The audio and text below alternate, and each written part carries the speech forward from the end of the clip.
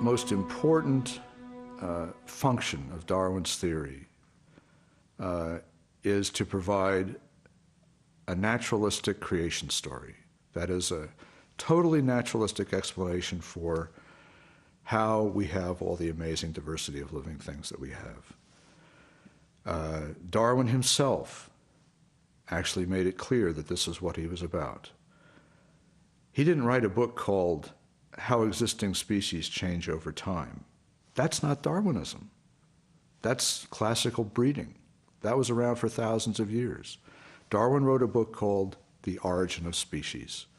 He claimed to explain not only how new species originated, but how that, if continued over time, would explain the diversity we see. Darwinists routinely acknowledge that living things look designed.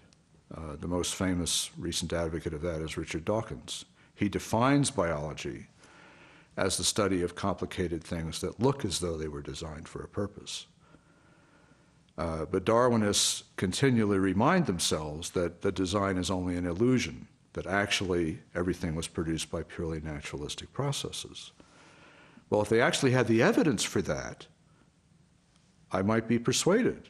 I would be persuaded. But they don't have the evidence. They don't have the evidence that naturalistic processes can actually produce that design.